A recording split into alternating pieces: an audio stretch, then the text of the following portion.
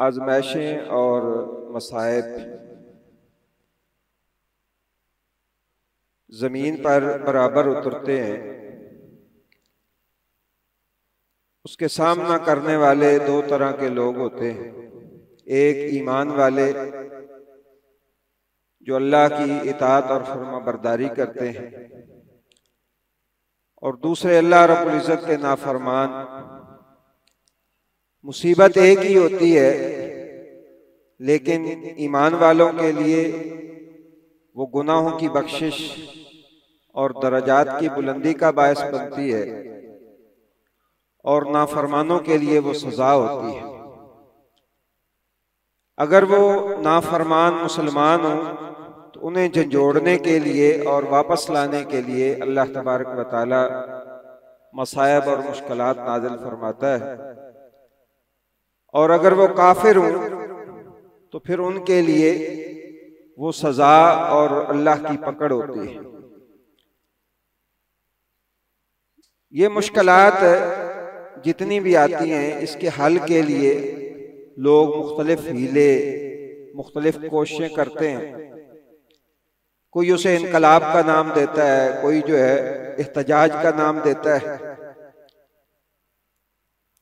आप माशाल्लाह सारे पढ़े लिखे लोग हैं, अगर आप अपनी मुसलमानों की तारीख पे नजर दौड़ाएं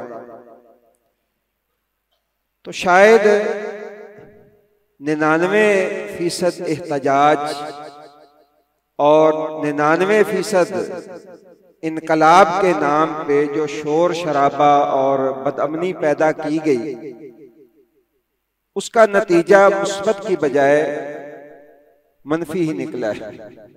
आप शुरू से इस्लामी तारीख शुरू कर लें। पहला जो शोर शराबा उठा वो सैयदना उस्मान गनी रजी अल्लाह तआला अन्हु के खिलाफ था। फिर आप पूरी तारीख पे एक नजर दौड़ाते जाएं, आपको अंदाजा हो जाएगा कि ये जितने इस तरह के प्रोपेगेंडे किए जाते हैं, उसका पब्लिक को, अवाम को कोई फायदा नहीं होता। अवाम पहले से ज्यादा मसाइब का और मुश्किलात का शिकार होती है। इल्ला मन रहिम रब्बी, कोई मुखलिस आदमी अल्लाह ताला दे दे तो ये अलग बात है, वरना तारीख यही बताती है।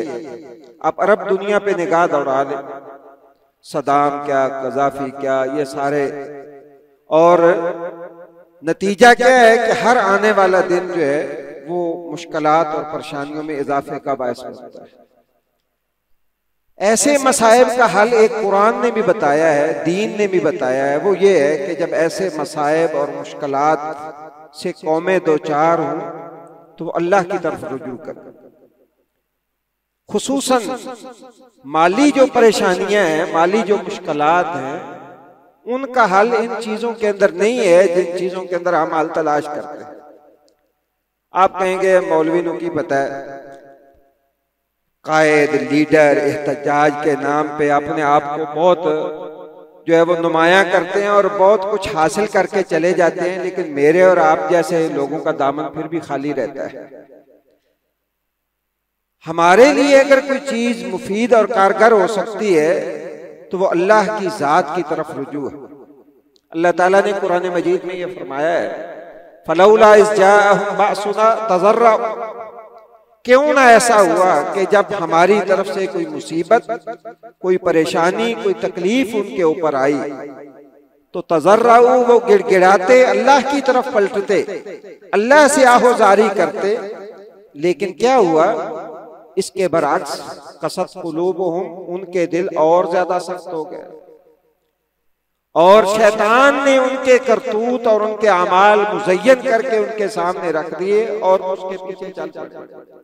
नतीजा क्या निकला कि पहले से ज्यादा मुसीबत और परेशानी जो है उसने लोगों को घेर लिया। हम अहले पाकिस्तान की भी बिल्कुल यही सूरत है। आप एक एक साल पीछे चलते चले जाएं, आप इस नतीजे पे पहुंचेंगे कि हर आने वाला दिन वो गर्दाब और परेशानियां जो है वो आम लोगों के लिए ज्यादा ही लेके आया है।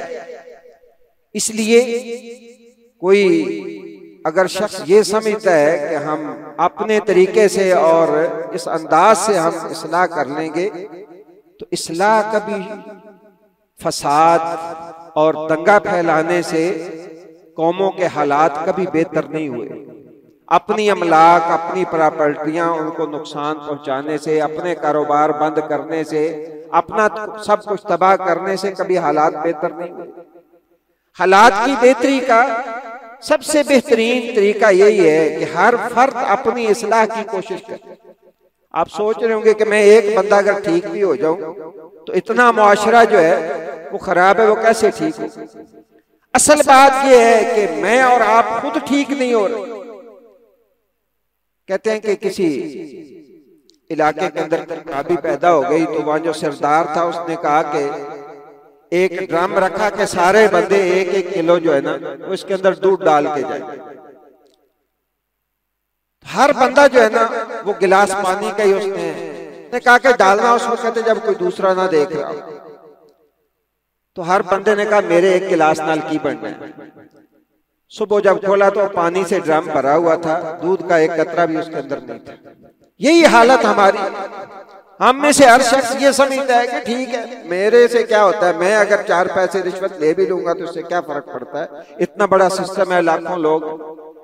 नतीजा क्या निकलता है कि हम सारे के सारे जो है उस तबाही के अंदर जो है वो उसकी गिरफ्त के अंदर आ जाते हैं।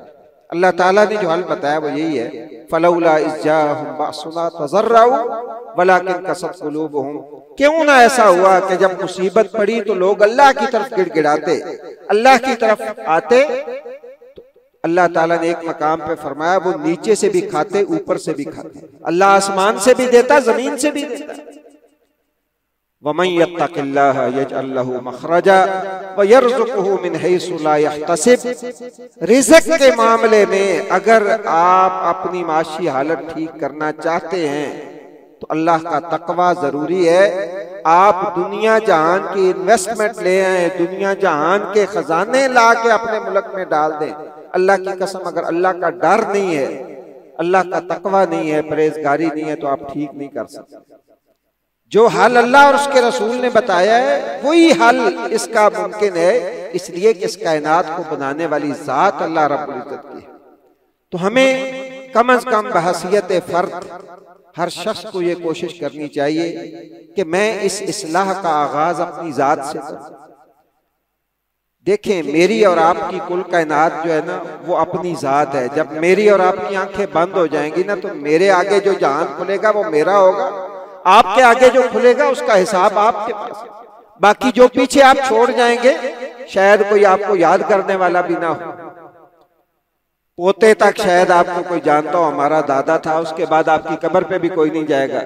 कतबे पड़े रह जाएंगे, टूट जाएंगे, कब्रें साथ जो है मट्टी के साथ मिल जाएंगी और बड़े बड़े नामी गिरामी जो है वो मिट गए और आज उनका कोई नामो निशान भी नहीं है। इसलिए हमें अपनी इस्लाह की कोशिश करनी चाहिए और इस्लाह उसी सूरत में है कि हम अल्लाह की तरफ रुजू करें। अल्लाह ताला मुझे भी और आपको भी अमल की तौफीक दे। सुब्हानक अल्लाहुम्मा व बिहम्दिका अशहदु अल्ला इलाहा इल्ला अंता अस्तगफिरुका व अतूबु इलैक।